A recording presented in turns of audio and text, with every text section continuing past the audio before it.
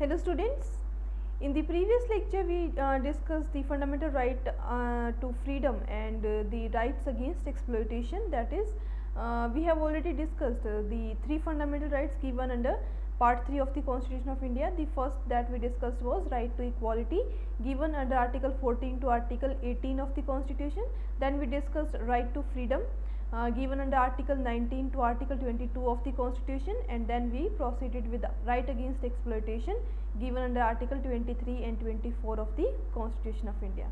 Now proceeding with the next fundamental right, that is right to religion. This particular fundamental right is the fourth fundamental right given under part 3 of the Constitution of India, which extends from article 25 to article 28 of the Constitution. The right to freedom given under the Constitution of India, which is a part of the fundamental right, can be said to be a part of that situation wherein the state actually recognizes the religion of the people and it supports their practice. So Gandhiji once said that religion is a part of life in India.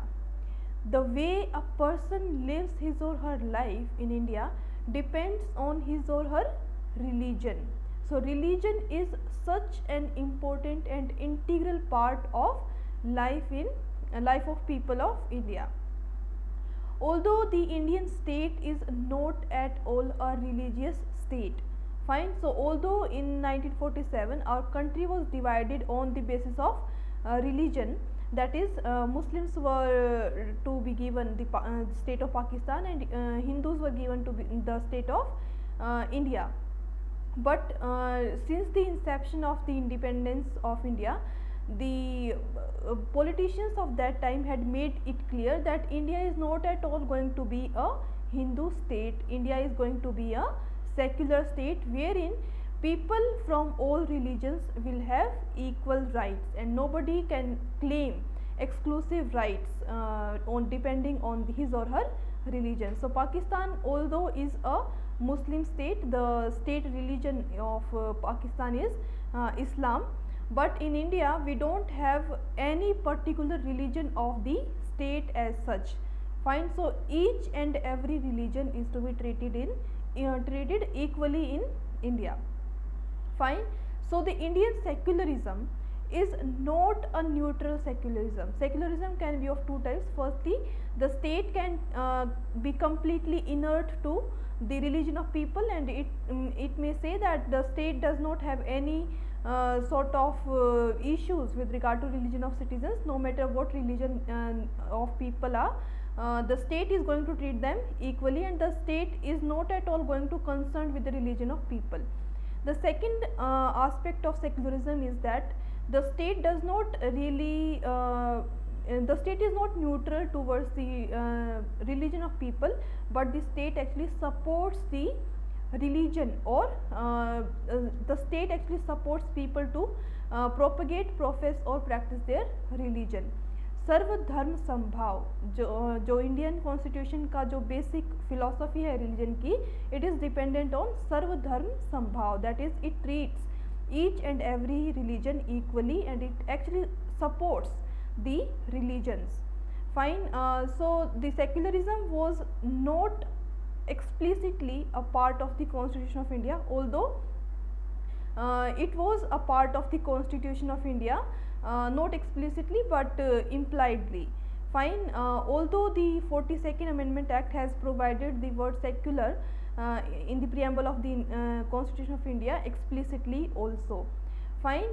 So 42nd Amendment Act से पहले हमारे पास secular word नहीं था Constitution में, लेकिन 42nd Amendment Act ने जो है secular word को as an integral and explicit part of the Constitution बनाया by adding it in the preamble of the Constitution, fine.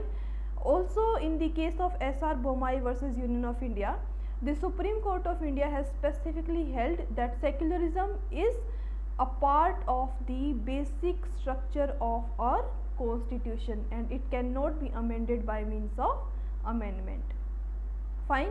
So these are the basic idea behind having the fundamental right to religion. Now Coming to the text on right to freedom of religion, the right to freedom of religion is given under section 25 to section 28 of the Constitution. So total 4 articles, sorry, this is not section, this is article 25 to article 28 of the Constitution of India. Fine. So ये 4 articles हैं जिनमें fundamental right to religion दिया हुआ है. Now article 25 is the main provision with regard to right to freedom of religion, and article 25 basically recognises the right to freedom of religion. So article 25 says freedom of conscience and free profession, practice and propagation of religion. So it says subject to public order, morality and health, and to the other provisions of this part, that is part 3 relating to fundamental rights, all persons, that is be it citizens or non-citizens, are equally entitled to freedom of conscience and the right to freely profess, practice and propagate religion. So every person, that is be it the citizen or non-citizen, all the persons are equally entitled to freedom of conscience. Conscience means inner freedom of a person to mold his or her relation with God, God. आपके प्रभु के साथ कैसा relation है, कैसे आप उनको जो है मानते हो, you have all the freedom. Fine. So it can be said that even atheists are also protected by article 25 of the Constitution, because even the atheists have a fundamental right to freedom of conscience, that is they can have the kind of a relationship with the ultimate power in whichever way they desire. Fine. So freedom of conscience, then every person shall have a every person is entitled to freely profess, practice and propagate their religion. Profess means declare freely one's faith. I am Hindu, I am Muslim, I am a Sikh or I am a Buddhist. A person can freely declare his or her religion. He shall have a fundamental right to profess. Then the person also have a fundamental right to practice his or her religion. Practice means to perform religious duties, पूजा पाठ करना या rites या rituals को follow करना. Fine. He or she can practice his or her religion the way he or she wants. Third thing is that the person also have a fundamental right to propagate his or her religion. Propagate करने का मतलब होता है to spread and publicize one's religious views, कि हमारा धर्म क्यों अच्छा है, आप क्यों इसको ज्वाइन कर सकते हो, या क्या इस पर्टिकुलर रिलीजन में अच्छी बातें हैं. Fine. So the person have the fundamental right to conscious as well as to profess, practice or propagate one's religion. P3 profess, practice and propagate. ठीक है. सो सिर्फ फंडामेंटल राइट टू रिलीजन का मतलब ये नहीं है कि आप जो रिलीजन चाहते हो उस रिलीजन के हो सकते हो, वो तो है ही, उसके साथ ही you can profess, you can practice and you can even propagate your religious ideas. You have fundamental right to all of these. But the fundamental right to freedom of religion is subject to 4 conditions. And what are these 4 restrictions? The first one is public order. In order to exercise your fundamental right to religion, you cannot hamper public order that is on the basis of public order, the state is entitled to restrict one's fundamental right to religion. Second is morality, that is on the basis of protecting morality of the society, the state can impose restrictions on fundamental right to religion. The third restriction is health.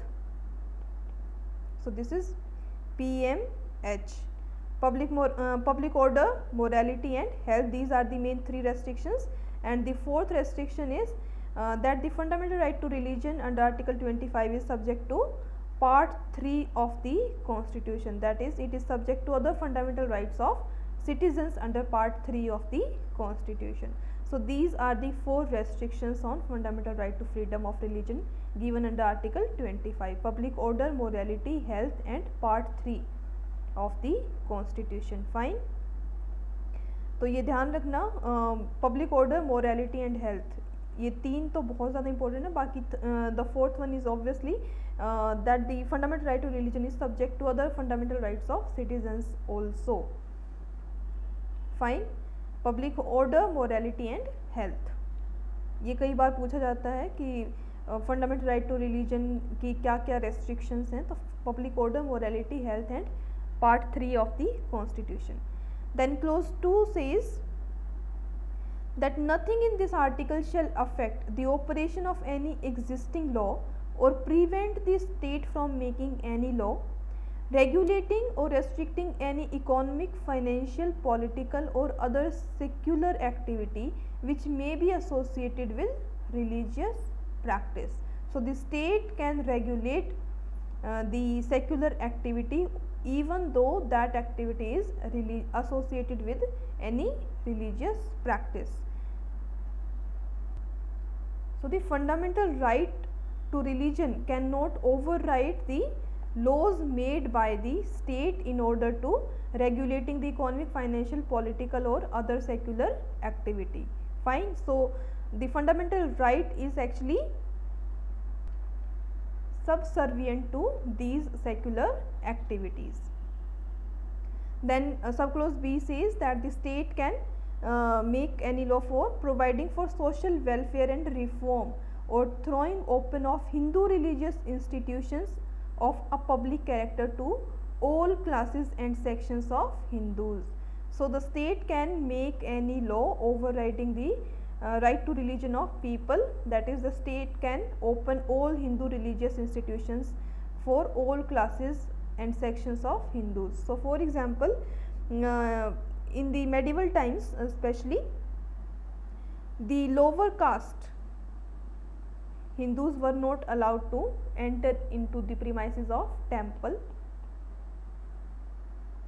and it was said that this was actually a part of the religion of Hindus, that the lower caste Hindus were not allowed to be to enter upon the premises of temple.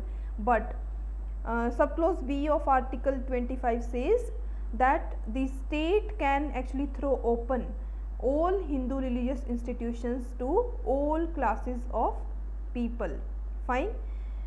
If you remember, recently there was a much hyped case of Sabrimala temple. So this is a temple in Kerala. Since you can say ancient times, so there was a practice in the Sabrimala temple that that barred the entry of women between age group of 10 to 15 years. So basically the age of menstruating women was prohibited from entering into the Sabrimala temple. Now this particular practice of the Sabrimala temple was challenged in the Supreme Court of India in the landmark case of Indian Young Lawyers Association versus State of Kerala. So in this particular landmark case, the Supreme Court of India held that bar on entry of women in the Sabrimala temple was actually unconstitutional and violation of fundamental right of these women under Article 14 right to equality, under Article 15, under Article 17 it even amounted to untouchability because they were not allowed to enter upon the premises of the temple. Then it was also said to be a violation of their fundamental right under Article 25 of the Constitution. Fine. So in this landmark judgment it was held that this practice of not allowing women into the premises of temple was not an integral part of the religion, and it was actually a violation of the fundamental right of these women to profess or to practice their religion. Fine. Also the only the essential or integral part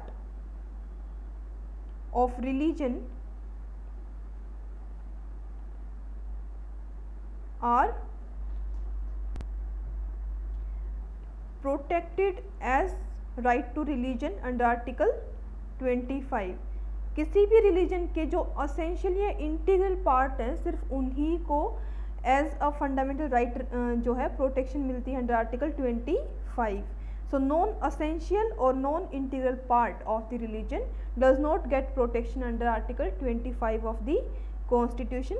For example, Jain fasting till death.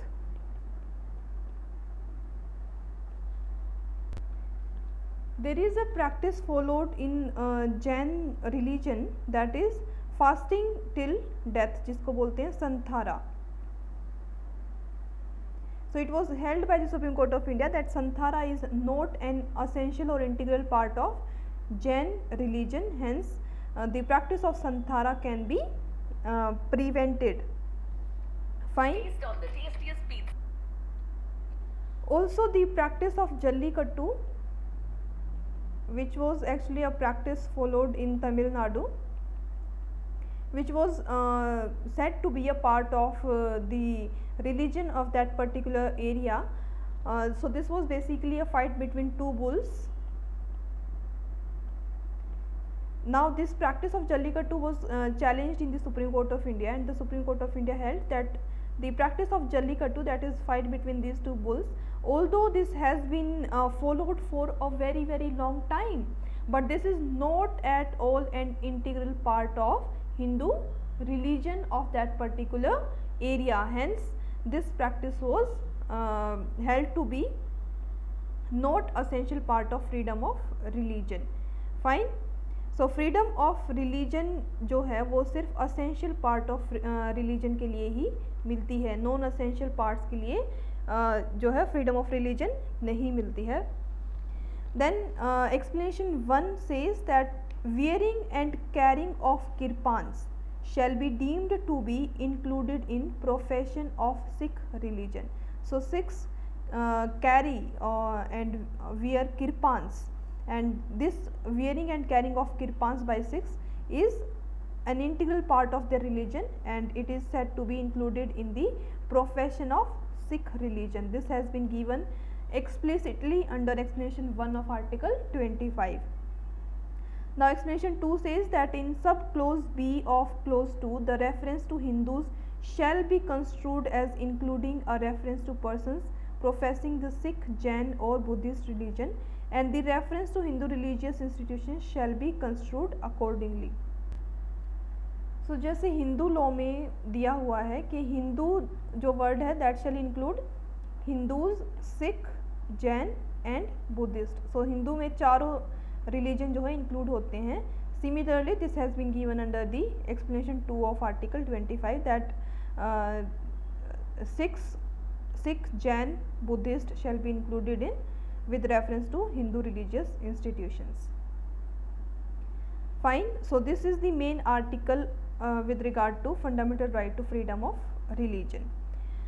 Now article 26 is further an extension of article 25 itself, which says freedom to manage religious affairs. So not only a person shall have a freedom to practice, profess or propagate his or her religion, that person can even manage religious affairs, and this is also a fundamental right. So article 26 says subject to public order, but this is also restricted for public order, morality and health. 3 restrictions हैं. Article 25 में 4 restrictions थी. Part 3 के fundamental rights में उसमें एक restriction थी. Apart from that PMH, public health, public order, morality and health, PMH तीनों restrictions article 26 में भी हैं. So subject to public order, morality and health, every religious denomination or any section thereof shall have the right to establish and maintain institutions for religious and charitable purposes. So any religious denomination, any group of people following a particular religion, they have a fundamental right to establish and maintain institutions for religious and charitable purposes. So Indian Constitution is actually positive secularism, that is the Constitution of India actually gives powers to the state to allow people and in fact the state shall facilitate people to practice their religion, and the state shall allow the religious denomination to maintain institutions for religious and charitable purposes. Clause B says to manage its own affairs in matter of religion. वो अपने religion के matter में अपने affairs manage भी कर सकते हैं. To own and acquire movable और immovable property. religion के नाम पे कोई movable या immovable property भी acquire कर सकते हैं. This is also fundamental right of the religious denomination. And to administer such property in accordance with law, and they can even administer such property but that has to be in accordance with law. Fine. So every religious denomination shall have a fundamental right to establish and maintain the institutions for religious or charitable purposes, and they can manage their own affairs, and thirdly they can even acquire movable or immovable property, and fourthly they can administer such property in accordance with the law. Fine. So religion का एक major part रहता है religious affairs को manage करना. उसको कैसे आप manage कर सकते हो, that is also fundamental right. Now article 27 provides with regard to freedom as to payment of taxes for promotion of any particular religion. So no person shall be compelled to pay any taxes, the proceeds of which are specially appreciated in payment of expenses for the promotion or maintenance of any particular religion or religious denomination. So किसी भी particular religion या religious denomination के promotion में जितने भी खर्चे होते हैं उसके लिए taxes पे करने के लिए compel नहीं किया जा सकता है किसी भी person को. Fine. तो टैक्सेशन से भी एग्जेम्पशन मिलती है. Then article 28 provides freedom as to attendance at religious instruction और religious worship in certain educational institutions. तो क्या एजुकेशनल इंस्टीट्यूशंस में रिलीजियस इंस्ट्रक्शन या रिलीजियस वर्शिप हो सकती है या नहीं, whether the people have a freedom to have religious instruction or religious worship in certain educational institutions. This is given under article 28. So article 28 says that no religious instruction shall be provided in any educational institution wholly maintained out of state funds. So जो भी educational institutions completely state funds पे based है, state funded है, completely सरकारी है, उसके अंदर religious instruction नहीं हो सकती है. फाइन. सो स्टेट फंडेड जितने भी एजुकेशनल इंस्टीट्यूशंस हैं वहाँ पे किसी एक पर्टिकुलर रिलीजन की इंस्ट्रक्शन नहीं दी जा सकती है.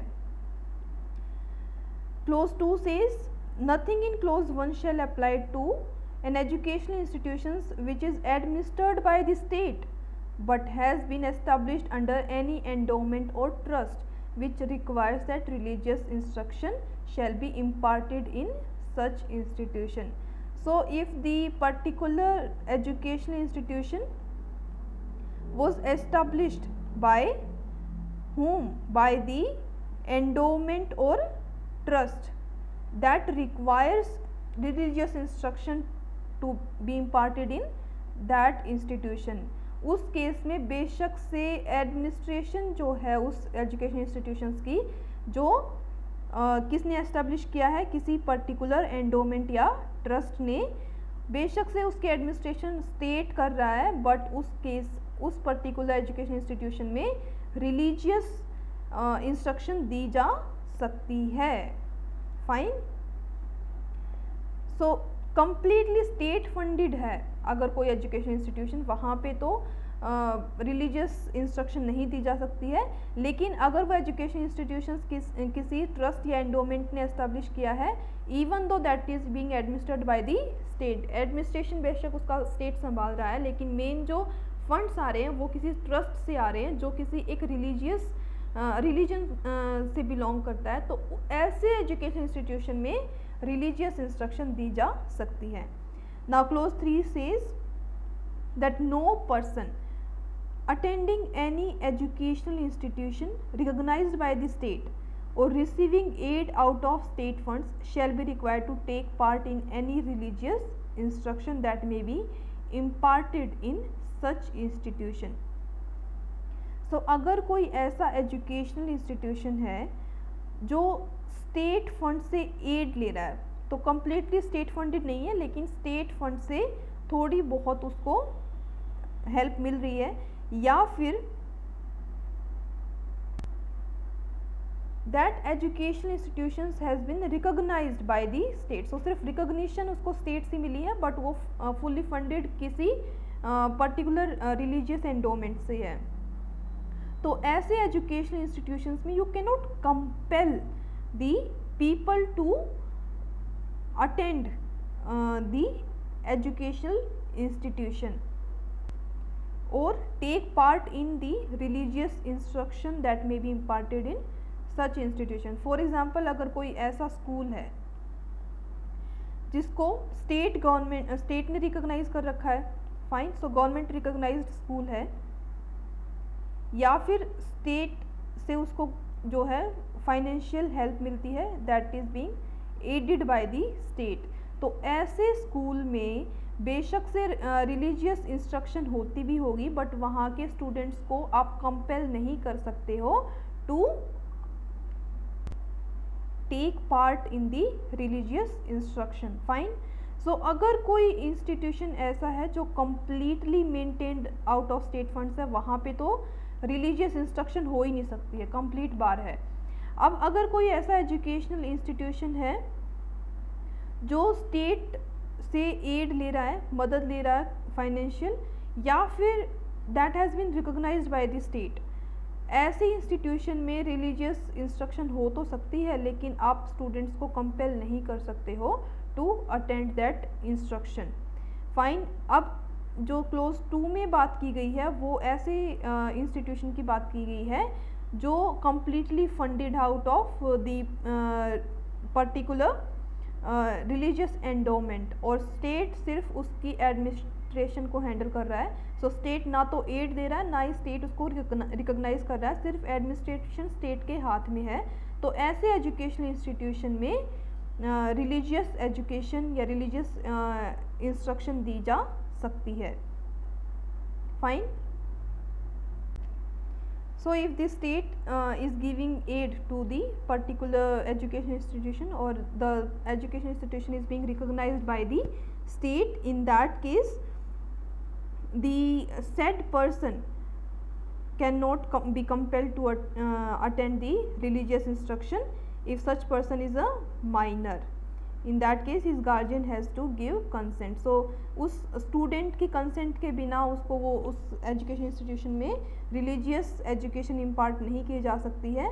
अगर वो अडल्ट है तो उसकी खुद की कंसेंट, और अगर वो स्टूडेंट माइनर है तो उस केस में उसके गार्जियन की कंसेंट के बिना ऐसे एजुकेशन इंस्टीट्यूशन में उसको फोर्स नहीं किया जा सकता है to attend educational religious instruction.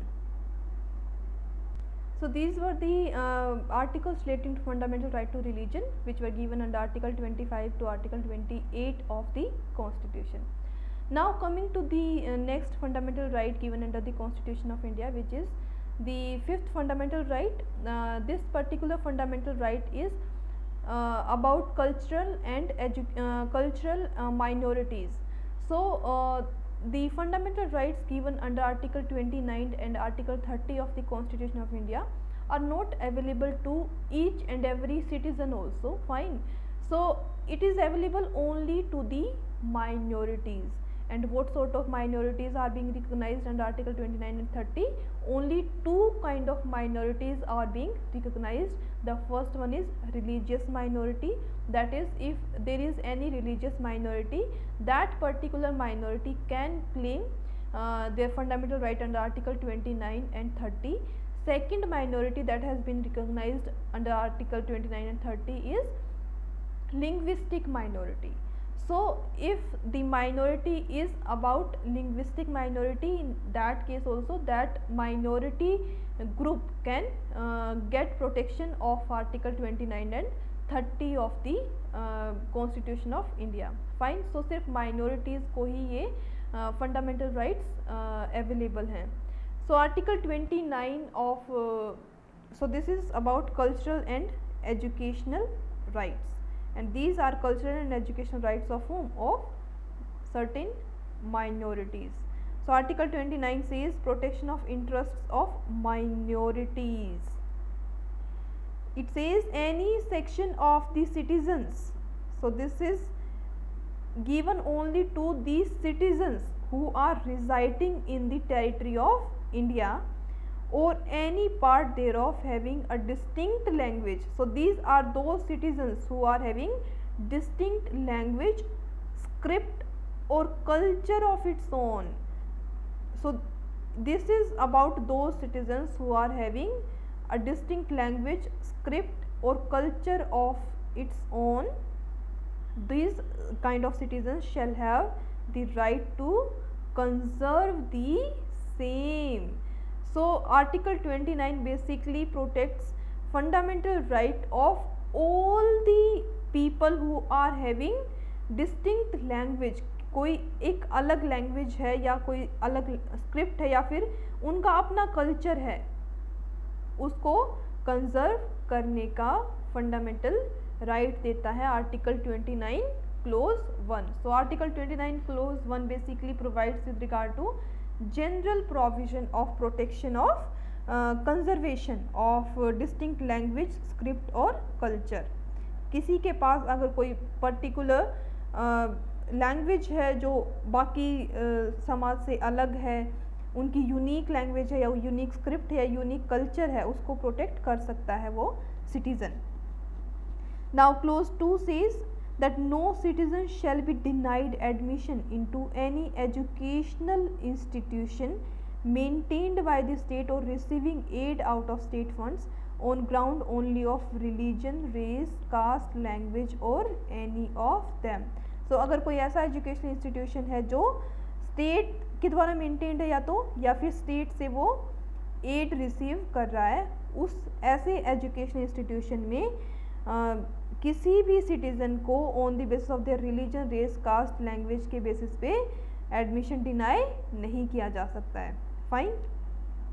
So this cultural and educational rights are available only to the citizens and not to non citizens. Non citizens को या फॉरेनर्स को cultural and educational rights available नहीं हैं. सिर्फ सिटीजन्स को ही ये cultural and educational rights available हैं. Fine. So this was article 29. It basically provides as to the general provision of protection of interests of minorities. Then article 30 says right of minorities to establish and administer educational institutions. So minorities also have a fundamental right to establish and administer educational institutions. So it says all minorities. ये सिर्फ minorities को ही available है. इसका मतलब अगर majority की कोई distinct language है या स्क्रिप्ट है या कल्चर है, उसको ये fundamental right under article 30 available नहीं है। हालांकि they shall have a fundamental right under article 29 to conserve their own distinct language. लेकिन अगर कोई माइनॉरिटी है उसको फंडामेंटल राइट अंडर आर्टिकल 30 भी मिलेगा। So it says all minorities whether based on religion और लैंग्वेज। तो ये कौन सी माइनॉरिटी है? जो या तो रिलीजियस माइनॉरिटी है या लिंग्विस्टिक माइनॉरिटी है। दो ही तरह की माइनॉरिटी की बात की गई है, ये ध्यान रखना। सिर्फ रिलीजन के बेस पे कोई माइनॉरिटी है, फॉर एग्जांपल अगर सिख हैं, और for example Parsis for example are only 1% of Indian population, so this is obviously minority. Fine. So अगर कोई रिलीजियस माइनॉरिटी है या लिंग्विस्टिक माइनॉरिटी है, फॉर एग्जांपल अगर कोई एक पर्टिकुलर लैंग्वेज है, Bodo, this is a language from north east, for example अगर इसको बोलने वाले लोग बहुत ही कम हैं, they are considered as a minority. Fine. So उनको भी आर्टिकल 30 में प्रोटेक्शन मिलेगी टू प्रोटेक्ट देयर लैंग्वेज। सो सिर्फ दो ही तरह की माइनॉरिटीज़ की बात करता है article 30, religious and linguistic minorities. So all minorities whether based on religion or language shall have the right to establish and administer educational instructions of their choice.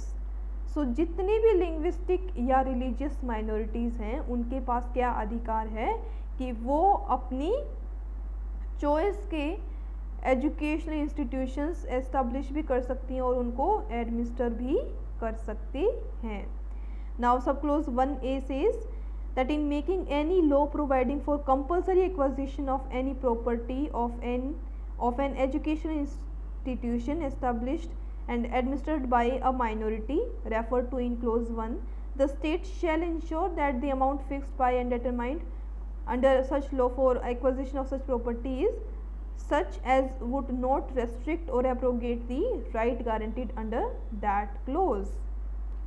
सो अगर कोई माइनॉरिटी है जो एजुकेशनल या लिंग्विस्टिक माइनॉरिटी है और अगर वो कोई प्रॉपर्टी एक्वायर कर रही है, सो ऐसी प्रॉपर्टी के लिए अमाउंट फिक्स करते टाइम स्टेट को ये भी ध्यान रखना पड़ेगा कि उस माइनॉरिटी को कंजर्व करना है, मतलब उनके लिए थोड़ी सी कंसेशन दी जानी चाहिए। बेसिकली ये इसका क्रक्स है। Fine. Now close 2 says that the state shall not in granting aid to educational institutions discriminate against any educational institution on the ground that it is under the management of a minority whether based on religion or language. So अगर state बाकी India के सारे education institutions को कोई aid provide कर रहा है, कोई मदद प्रोवाइड कर रहा है, तो अब इन जो लिंग्विस्टिक या रिलीजियस एजुकेशन इंस्टीट्यूशंस हैं माइनॉरिटीज़ के, उनके साथ कोई किसी तरह का कोई डिस्क्रिमिनेशन नहीं किया जाएगा। मतलब अगर बाकी सारे इंडिया में एजुकेशन इंस्टीट्यूशंस को मदद मिल रही है तो इन माइनॉरिटी इंस्टीट्यूशंस को भी मदद दी जाएगी। फाइन। सो इनके साथ किसी तरह का डिस्क्रिमिनेशन नहीं होगा, but they can discriminate actually. So 93rd amendment act जो इंडियन कॉन्स्टिट्यूशन में आया था, जिसे कौन सा आर्टिकल ऐड हुआ था कॉन्स्टिट्यूशन में? Article 15 clause 5। सो 2005 का जो 93rd अमेंडमेंट एक्ट आया था उससे आर्टिकल 15 क्लोज 5 ऐड हुआ था, जिससे मेन प्रोविजन क्या आया था कि socially and educationally backward classes of citizens के लिए एजुकेशनल इंस्टीट्यूशंस में भी रिजर्वेशन होनी चाहिए। सो जो भी स्टूडेंट SC/BC कैटेगरी का है उसको किसी एजुकेशन इंस्टीट्यूशन में एडमिशन के टाइम भी रिजर्वेशन देने का प्रोविजन आर्टिकल 15 क्लोज 5 में दिया था, जो 93rd अमेंडमेंट एक्ट से आया था। लेकिन यहाँ पे एक एक्सेप्शन दिया था आर्टिकल 15 क्लोज 5 में कि ये जो रिजर्वेशन जिसकी बात आर्टिकल 15 क्लोज 5 में की गई है, जिसके बाद सभी इवन प्राइवेट एजुकेशन इंस्टीट्यूशंस को भी जो है बोला गया था कि प्राइवेट स्कूल्स भी 25% OBC कैटेगरी को रिजर्वेशन देंगे। लेकिन ये जो रिजर्वेशन है आर्टिकल 15 क्लोज 5 की एजुकेशनल इंस्टीट्यूशंस के मैटर में, this is not applicable to minority institutions. So article 30 clause 1 में जो लिंग्विस्टिक या रिलीजियस माइनॉरिटी एजुकेशन इंस्टीट्यूशंस हैं उनके ऊपर the state can not impose this condition of article 15 close 3। So minority institutions में state compel नहीं कर सकता है कि ये माइनॉरिटी इंस्टीट्यूशंस भी ओबीसी कैटेगरी को अपने एजुकेशन इंस्टीट्यूशंस में रिजर्वेशन प्रोवाइड करें। फाइन, लेकिन अगर कोई बेनिफिट बाकी इंडिया के सब एजुकेशन इंस्टीट्यूशंस को दिया जा रहा है तो वो बेनिफिट जो है वो माइनॉरिटी इंस्टीट्यूशंस को भी दिया जाएगा, उनके साथ कोई डिस्क्रिमिनेशन नहीं किया जाएगा। Fine, so this was the fundamental right of cultural and educational minorities. Now article 31 was previously another fundamental right which was compulsory acquisition of property. So initially in the Constitution of India we had this right to property also as a fundamental right which was a part of article 31 of the Constitution, but it has been repealed by which Constitutional Amendment Act? By 44th Constitutional Amendment Act of 1978। 44th Constitutional Amendment Act के बाद right to property को जो है fundamental rights की list से हटा दिया गया है और उसके बाद उसको ऐड किया गया है आर्टिकल 300A में एज कॉन्स्टिट्यूशनल और लीगल राइट ओनली। सो अब फिलहाल राइट टू प्रॉपर्टी की क्या पोजीशन है इंडियन कॉन्स्टिट्यूशन में कि right to property is not a fundamental right and it is only a constitutional or legal right under article 300A of the constitution. So article 31 has now been repealed. Now article 31A and article 31B were actually added by the first amendment act. जो पहला amendment act हुआ था हमारे constitution का उससे article 31A 31B और 9th schedule जो है वो ऐड किए गए थे। इन प्रोविजंस का बेसिक पर्पस क्या था कि कुछ ऐसे लॉ बनाए गए जिनको जो है जुडिशरी से सेव किया गया कि उनके ऊपर कोई जुडिशियल रिव्यू नहीं लग सकता है, उनको कोई जो सुप्रीम कोर्ट या हाई कोर्ट अनकॉन्स्टिट्यूशनल घोषित नहीं कर सकती है। Although now the current position is that even with regard to these laws put under 9th schedule of the constitution the judiciary can exercise its power of judicial review because judicial review is part of the basic structure of the constitution and no law or no amendment to the constitution can take away this part of basic structure from the judiciary. Fine. So article 31A basically provided with regard to saving of laws providing for acquisition of estates. This is not a fundamental right. This mainly protects the laws made by the state from judicial review. Then we have article 31B which provides with regard to validation of certain acts and regulation. So any act or regulation which has been put in the 9th schedule of the Constitution of India, all those acts cannot be declared to be void. उनको void घोषित नहीं किया जा सकता, ना ही उनको inconsistent घोषित किया जा सकता on the basis of that they are infringing the fundamental rights. Fine, although this is given under the constitution कि उनको void घोषित नहीं किया जा सकता है, ना ही inconsistent, but this is not the present position. Presently उन सारे एक्ट्स को जो 9th शेड्यूल में भी दिए गए हैं उनको भी अनकॉन्स्टिट्यूशनल घोषित किया जा सकता है। Then we have article 31C which provides with regard to saving of laws giving effect to certain directive principles. So कुछ directive principles ऐसे हैं जो which are for the betterment of the whole society or which are securing interest of a large number of people. So India is a welfare state and कुछ situations ऐसी होती हैं जहाँ पे एक पर्टिकुलर इंडिविजुअल के राइट के बजाय सोसाइटी एट लार्ज का इंटरेस्ट देखा जाता है। So article 31 clause C basically उन्हीं एक्ट ऑफ स्टेट को सिक्योर करता है जो लार्जर सोसाइटी के इंटरेस्ट में स्टेट ने जो एक्शन लिया है, even though if that is inconsistent और making void any of the fundamental right of a citizen, that shall not be declared to be unconstitutional. Fine. So it says that nothing Notwithstanding anything contained in Article 13, no law giving effect to policy of the state towards securing all or any of the principles laid down in Part 4 shall be deemed to be void. So DPSP के under अगर state कोई भी action लेता है, बेशक से वो article fundamental rights को इन्फ्रिंज कर रहा हो, that shall not be declared to be void or inconsistent or takes away or abridges any of the rights conferred by Article 14 or 19. And no law containing a declaration that it is for giving effect to such policy shall be called in question in any court on the ground that it does not give effect to such policy. So अगर ऐसा law बनता है जो DPSP के किसी part को implement करने के लिए बना है, that can not be question on the basis of infringing the fundamental rights of citizens. लेकिन प्रेजेंट जो पोजीशन है वो ये है कि fundamental rights are sacrosanct rights and that they can not be infringed on the garb of having benefit of the whole society, क्योंकि individual से ही तो सोसाइटी बनती है. अगर आप इंडिविजुअल के राइट्स को ही प्रोटेक्ट नहीं कर पाते हो तो सोसाइटी के इंटरेस्ट को कैसे प्रोटेक्ट कर पाओगे. So this is the main reasoning behind article 31C. So article 31C में बस आप ये ध्यान रखने ना कि it provides with regard to saving of laws giving effect to certain directive principle. Directive principle को कुछ इफेक्ट देने के लिए जो है फंडामेंटल राइट्स को कुछ हद तक जो है ओवरलुक भी किया जा सकता है. This is given under article 31C. Now article 31D has also been repealed by the 43rd amendment act of 1977 जो saving of laws in respect of anti national activities के लिए दिया गया था. सो बेसिकली एमरजेंसी के दौरान ऐसे law बनाए गए थे जो एंटी नेशनल एक्टिविटीज़ को प्रोटेक्ट कर, एंटी नेशनल एक्टिविटीज़ के लिए लॉ बनाए गए थे जो फंडामेंटल राइट्स को इन्फ्रिंज भी कर रहे हो, बेसिकली उनसे कोई फ़र्क नहीं पड़ता था, उनको सेव किया गया था. But that has been completely repealed. So article 31D is no more a part of the constitution of India.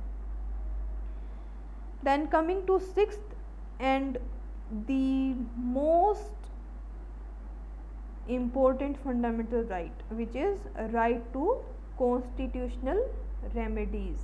So this is the last fundamental right given under article under part 3 of the constitution. See, article 32 is said to be the most important fundamental right given under the Constitution of India, and the reason is that without article 32 of the Constitution of India, all other fundamental rights given under part 3 of the Constitution of India cannot be implemented. So it is article 32 of the Constitution of India which actually gives life to all the fundamental rights. अगर article 32 नहीं होगा तो बाकी सारे fundamental rights will remain as a dead letter of law. Fine. So बेशक से book में होने से क्या फ़ायदा है जब आप उसको इम्प्लीमेंट ही नहीं कर पा रहे हो. सो आर्टिकल 32 ऐसा आर्टिकल है जो बेसिकली सारे फंडामेंटल राइट्स को इम्प्लीमेंट कराने का एक तरीका बताता है कि आप अगर आपका फंडामेंटल राइट इन्फ्रिंज होता है तो आप क्या कर सकते हो. So it basically provides a remedy of infringement of your fundamental rights, that is you can directly move to the Supreme Court of India. देखो नॉर्मली हमारे देश में हायरार्की ऑफ कोर्ट्स फॉलो किया जाता है. सबसे पहले हम केस लेके जाते हैं लोअर जुडिशरी के पास, जुडिशियल मैजिस्ट्रेट फर्स्ट क्लास के बाद, उसके बाद चीफ जुडिशियल मैजिस्ट्रेट के पास उसकी अपील जाएगी, या फिर कोर्ट ऑफ सेशन में उसकी अपील जाएगी, उसके बाद हाई कोर्ट में अपील जाएगी, उसके बाद सुप्रीम कोर्ट आता है. लेकिन fundamental rights are so sacrosanct rights given under the part 3 of the Constitution of India that on infringement of any of the fundamental rights a person is not required to follow the hierarchy of courts and the person can directly move the Supreme Court of India in order to enforce or implement his or her fundamental right. Fine. So article 32 is the article that actually provides life to all the fundamental rights. अगर बाकी सारे fundamental rights हों हमारे constitution में और article 32 ना हो तो बाकी सारे fundamental rights की भी कोई value नहीं होगी, कोई मतलब नहीं होगा, क्योंकि आप उसको enforce ही नहीं कर सकते हो. So article 32 इसलिए ज़्यादा important कहा जाता है. This is for this reason only that Dr. B.R. Ambedkar also said that the right under article fundamental right to constitutional remedies given under article 32 of the Constitution of India is actually the very heart and soul of all the fundamental rights given under part 3 of the Constitution. Fine. So part 3 का जो main soul है, जो आत्मा जिस article में बसती है वो article 32. Secondly, the Supreme Court of India has been given power to exercise this original jurisdiction with regard to infringement of fundamental rights of the people. So that this is the reason that the Supreme Court of India is also said to be the guarantor and protector of the fundamental rights of citizens. Fine. So it is the Supreme Court of India who is the main guarantor and protector of fundamental rights of citizens. Fine. So let's read the text of article 32. Article 32 is the only article under right to constitutional remedies. So article 32 says remedies for enforcement of rights conferred by this part, that is part 3. Clause 1 says the right to move the Supreme Court by appropriate proceedings for the enforcement of the rights conferred by this part is guaranteed. So क्या guarantee किया है article 32 close 1 ने कि जितने भी fundamental rights हैं part 3 में उसके इन्फ्रिंज होने पे उसको इन्फोर्स कराने के लिए you can directly move the supreme court of India. Fine. Clause 2 says that the Supreme Court shall have the power to issue directions or orders or writs, including writs in the nature of habeas corpus, mandamus, prohibition, quo warranto, certiorari, whichever may be appropriate for enforcement of any of the rights conferred by this part. और अब supreme court के पास अगर कोई ऐसा case आता है तो supreme court क्या कर सकती है, कैसे फंडामेंटल राइट्स को इन्फोर्स कर सकती है, बाय मीन्स ऑफ डायरेक्शंस और ऑर्डर्स. ठीक है, डायरेक्शन या ऑर्डर दे सकती है सुप्रीम कोर्ट ऑफ इंडिया, या फिर सुप्रीम कोर्ट ऑफ इंडिया जो है रिट्स भी जारी कर सकती है. और कौन सी रिट की बात की गई है, हेबियस कॉर्पस, मैंडमस, प्रोहिबिशन, क्व वारंटो एंड सर्शोररी. सो 5 तरह की रिट्स जो है स्पेसिफिकली मेंशन की गई हैं आर्टिकल 32 क्लोज 2 में, और इनमें से कोई भी रिट जो है सुप्रीम कोर्ट ऑफ इंडिया जारी कर सकती है in order to enforce the fundamental rights of the citizens. Now clause 3 says that without prejudice to the powers conferred on the Supreme Court by clauses 1 and 2, Parliament may by law empower any other court to exercise within the local limits of its jurisdiction any or all or any of the powers exercisable by the Supreme Court under clause 2. So supreme court of India के पास तो ये power है ही कि वो enforce करा सकते हैं fundamental right, लेकिन क्लोज 3 बात कर रहा है कि अगर पार्लियामेंट चाहे तो वो किसी और कोर्ट को भी फंडामेंटल राइट्स को इन्फोर्स कराने की पावर दे सकती है. Fine. So this is apart from the high court, क्योंकि हाई कोर्ट के पास ऑलरेडी आर्टिकल 226 के अंडर फंडामेंटल राइट्स को इन्फोर्स कराने की पावर है. सो हाई कोर्ट के अलावा अगर किसी और कोर्ट को भी पावर दे सकती है तो कौन वो लॉ बना सकता है, ओनली पार्लियामेंट. सो स्टेट गवर्नमेंट जो है किसी पर्टिकुलर कोर्ट को ये पावर नहीं दे सकती है कि आप फंडामेंटल राइट्स को इन्फोर्स करा सकते हो, ये सिर्फ पार्लियामेंट को ही पावर दी गई है. Now clause 4 says that the right guaranteed by this article shall not be suspended except as otherwise provided by this constitution.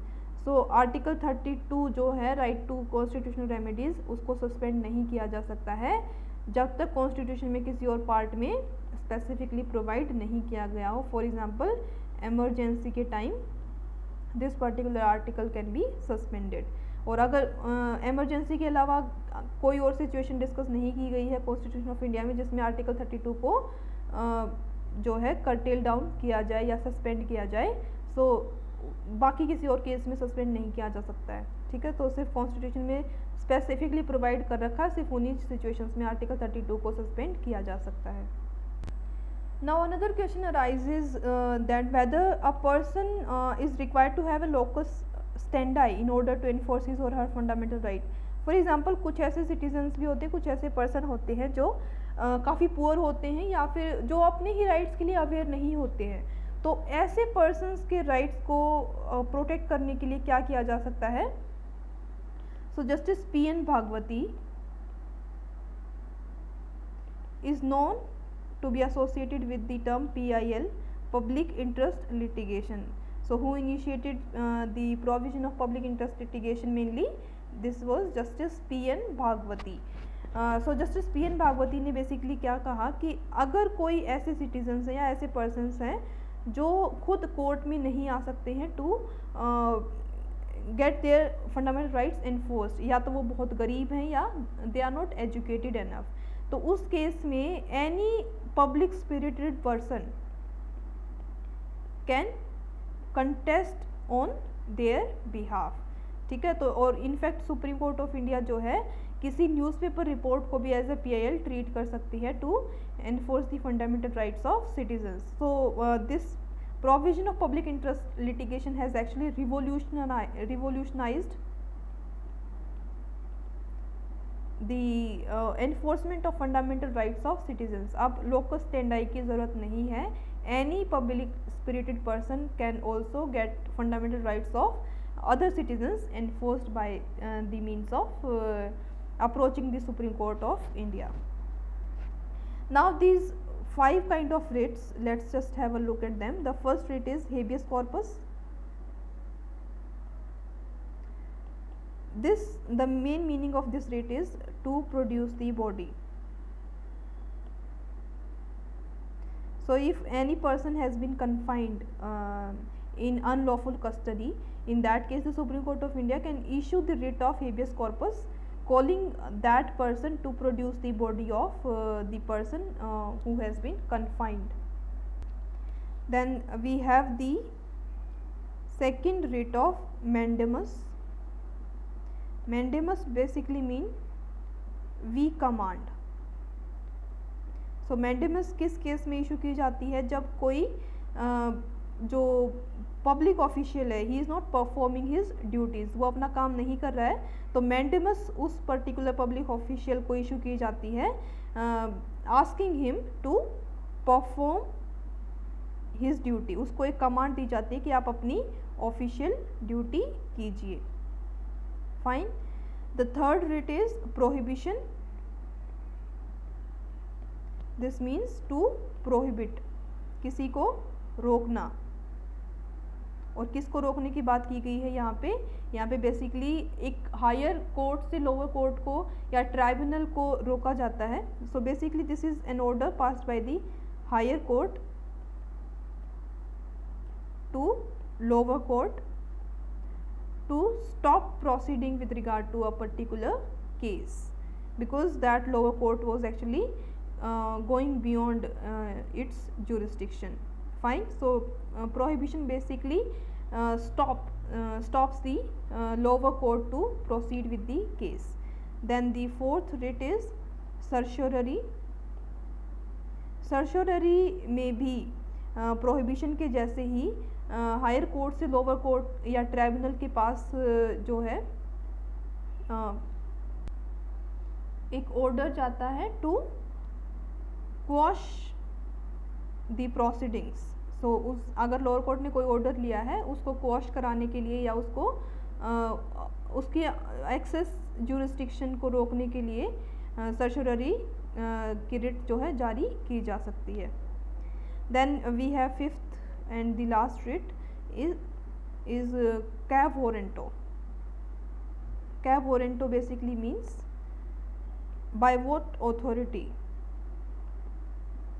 So अगर कोई एक पर्सन जो है पब्लिक ऑफिस को होल्ड कर रहा है और उसके पास वो पूरी कैपेसिटी भी नहीं है कि वो उस पब्लिक ऑफिस को होल्ड कर सके, तो ऐसी सिचुएशन में सुप्रीम कोर्ट ऑफ इंडिया या हाई कोर्ट जो है कैब वारंटो की रिट जारी कर सकती है आस्किंग द पब्लिक ऑफिशियल कि आप किस अधिकार से इस पोजीशन पे बैठे हो। उससे क्वेश्चन कर सकती है कि आप बताइए कि आप किस अधिकार से इस पर्टिकुलर पोजीशन पे बैठे हो, बाय व्हाट अथॉरिटी और warrant.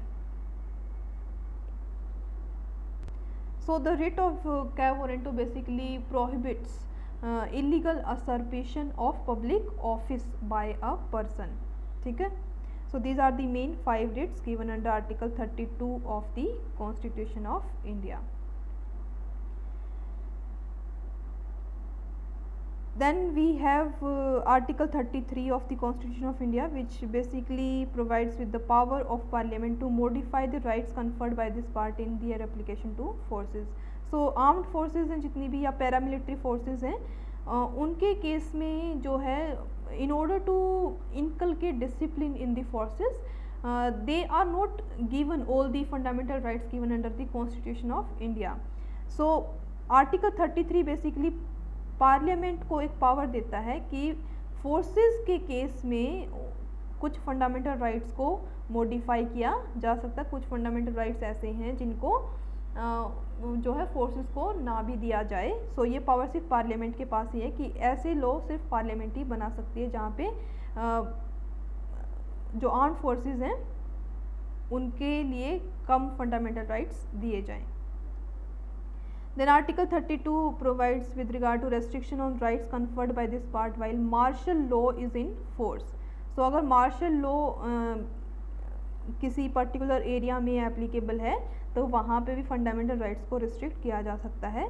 So article 32 provides with regard to restriction of fundamental rights in case of martial law. Martial law के केस में आर्टिकल 32 प्रोवाइड करता है और आर्टिकल 33 प्रोवाइड करता है आर्म्ड फोर्सेस के केस में फंडामेंटल राइट्स को कर्टेल डाउन करने की, ठीक है। तो 33 34 में मेनली अगर आएगा तो ऐसा ही क्वेश्चन आएगा कि 33 में आर्म्ड फोर्सेस के केस में फंडामेंटल राइट्स की बात की गई है और 34 में मार्शल लॉ के टाइम फंडामेंटल राइट्स को कर्टेल डाउन करने की बात की गई है।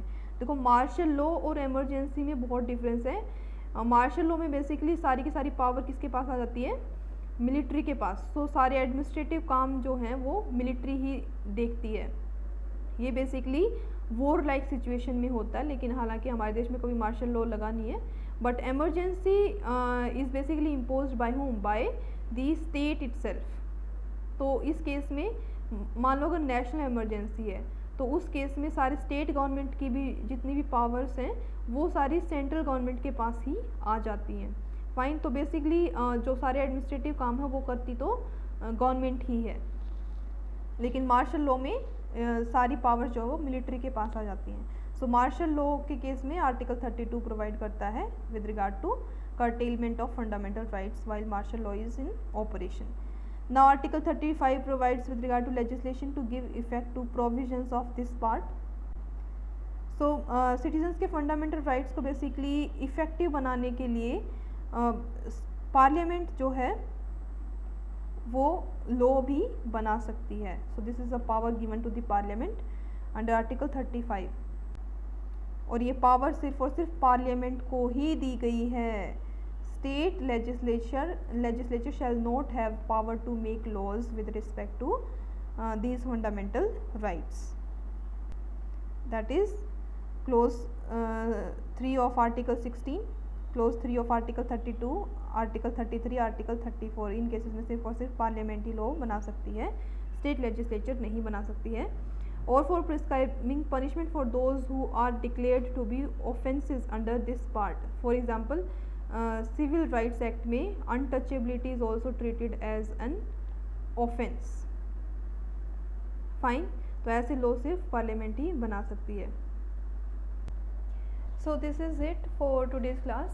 Let's practice some questions from these provisions. The first question is, article right to freedom of religion cannot be restricted on the ground of option A morality, option B public order, option C health, option D security of state. So किस particular ground के basis पे right to freedom of religion को restrict नहीं किया जा सकता है? PMH, ये 3 ग्राउंड्स हैं जिनके बेसिस पे फ्रीडम ऑफ रिलीजन को रेस्ट्रिक्ट किया जा सकता है। और इनके अलावा आर्टिकल 3 में जितने भी प्रोविजन जितने भी फंडामेंटल राइट्स हैं उनके बेसिस पे भी रेस्ट्रिक्ट किया जा सकता है। सो मेनली ये PMH ही आपको याद रखना है, public order, morality and health. So ये 3 ग्राउंड्स हैं जिनके बेसिस पे फ्रीडम ऑफ रिलीजन को रेस्ट्रिक्ट किया जा सकता है। सो आंसर क्या होगा इसमें? Security of state. So security of state के बेसिस पे फ्रीडम ऑफ रिलीजन को रेस्ट्रिक्ट नहीं किया जा सकता है। Morality, public order and health के बेसिस पे रेस्ट्रिक्ट किया जा सकता है। Then article 30 guarantees the right to freedom of religion to minorities to establish educational institutions of their choice, to be informed of the grounds for one's arrest, against trafficking and forced labor. So article 30 basically क्या guarantee करता है? article 30 and article 29 provides with regard to rights of minorities. article 30 में basically क्या दिया हुआ है? right of minorities to establish educational institutions of their choice। और ये कौन सी minorities को दिए गए हैं? सिर्फ दो ही minorities की बात की गई है। पहला है religious minority, दूसरा है linguistic minority। so religion के basis पे कोई minority है या language के basis पे कोई minority है, they can establish educational institutions of their choice as per article 30 of the constitution। और minority education institutions के ऊपर जो article 15 clause 5 का जो reservation है वो भी applicable नहीं होगा।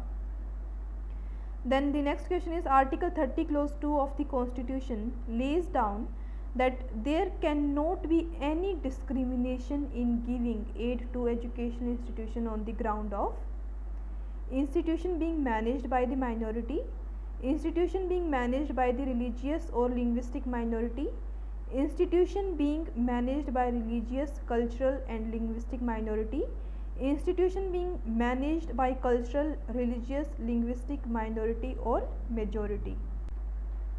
so state किस basis पे education institutions में discriminate नहीं कर सकता है? the institution which is managed by religious और लिंग्विस्टिक माइनॉरिटी। अगर कोई पर्टिकुलर इंस्टीट्यूशन रिलीजियस या लिंग्विस्टिक माइनॉरिटी के बेसिस पे मैनेज्ड है, उसके साथ स्टेट कोई डिस्क्रिमिनेशन नहीं कर सकता है।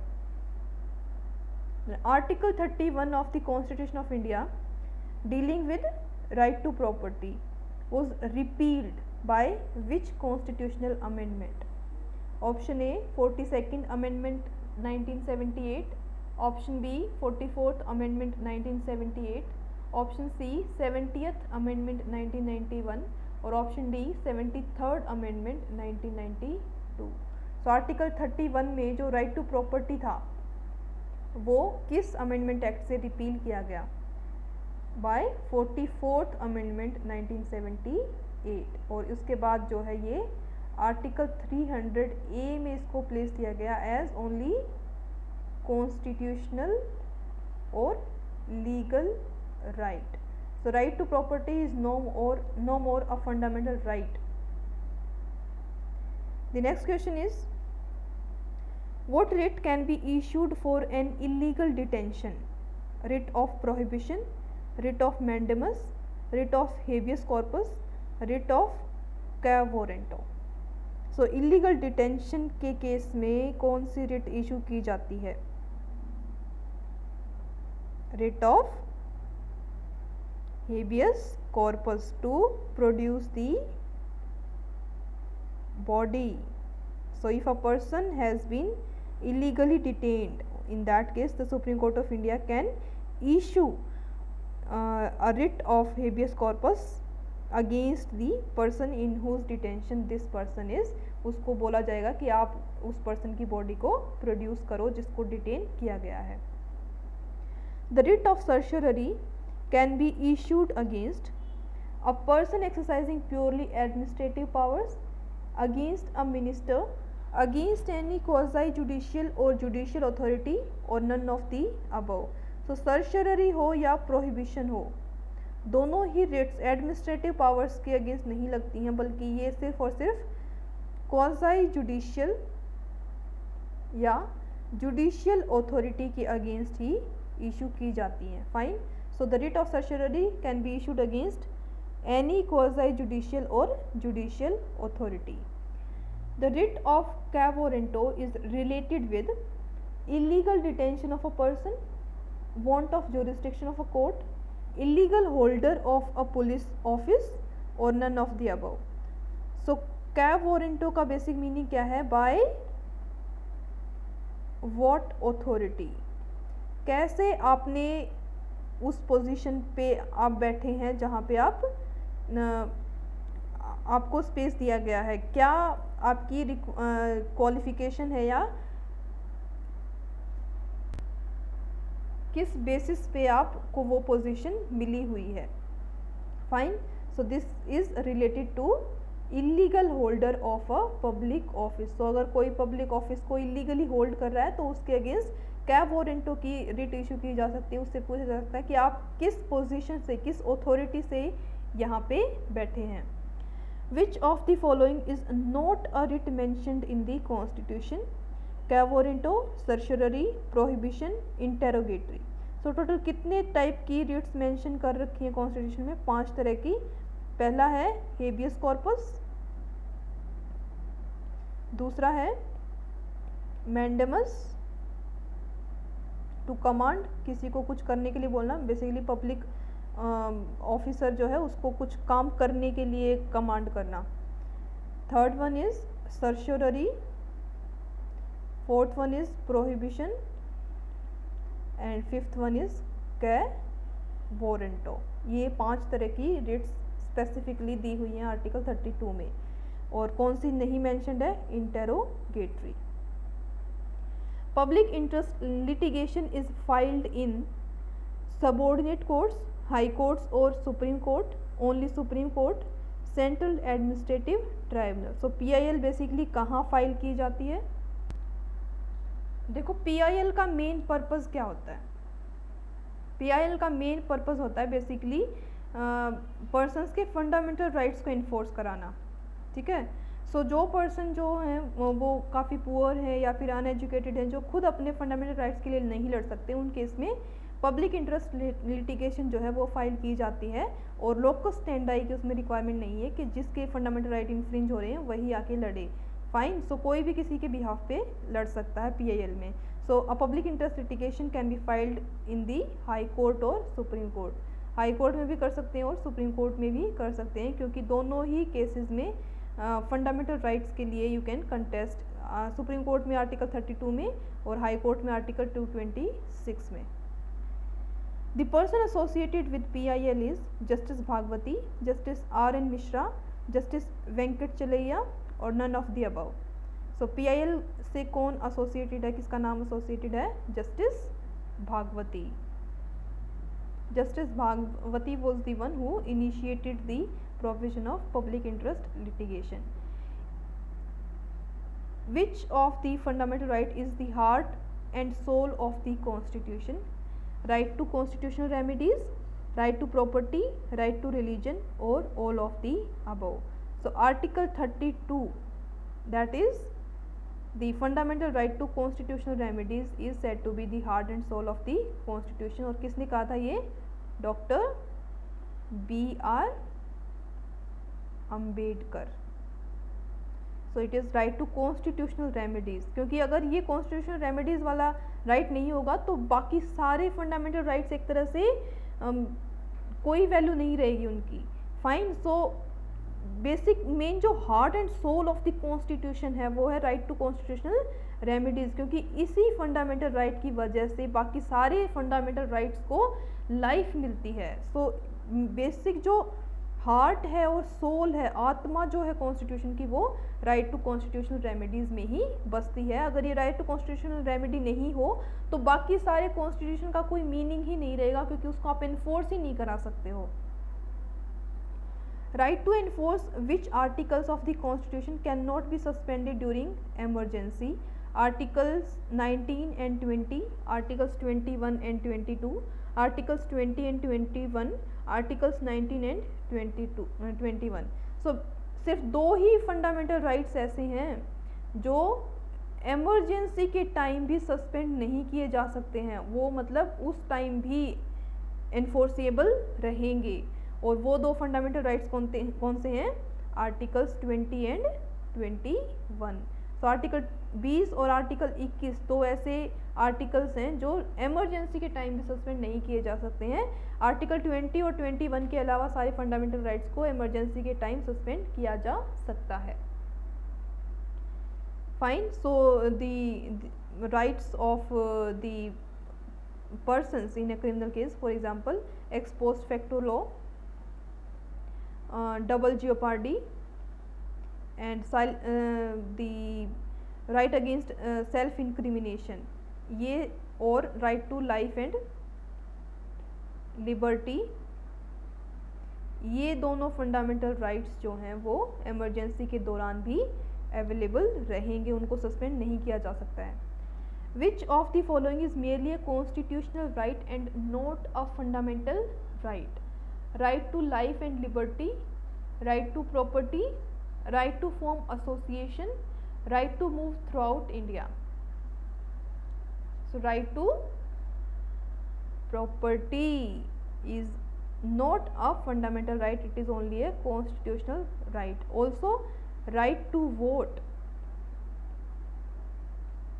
is only a constitutional or legal right only। जब इलेक्शन का जो है पार्ट पढ़ेंगे उसमें हम देखेंगे कॉन्स्टिट्यूशन में राइट टू वोट तो दिया हुआ है, लेकिन that is not a part of the fundamental right, that is a part of only constitutional right only.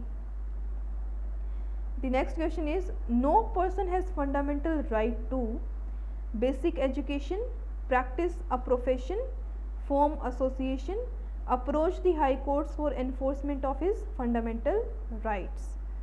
so कौन सा fundamental right नहीं है? basic education is absolutely a fundamental right given under article 21A। the practice of profession is also a fundamental right under article 19(1)(g). then to form association is also fundamental right under article 19(1)(c). fine, so ये सब fundamental rights हैं, but right to approach the high court for enforcement of fundamental right is not a fundamental right, although right to approach supreme court for enforcement of fundamental right is a fundamental right। ठीक है, लेकिन high court को approach करते हो आप under article 226, that is not a fundamental right. ठीक है, constitutional right तो है लेकिन फंडामेंटल राइट नहीं है, सिर्फ सुप्रीम कोर्ट को अप्रोच करना ही fundamental right of constitutional remedies है। Fundamental rights are contained in which part of the constitution of India? Part 2, part 3, part 4, part 5। किस पार्ट में दिए हुए हैं फंडामेंटल राइट्स बताइए, इतनी बार मैंने मेंशन किया है। Under part 3 of the constitution। fine, so this completes our classes on the fundamental rights. In the next lecture I will start with the directive principles of state policy. Thank you.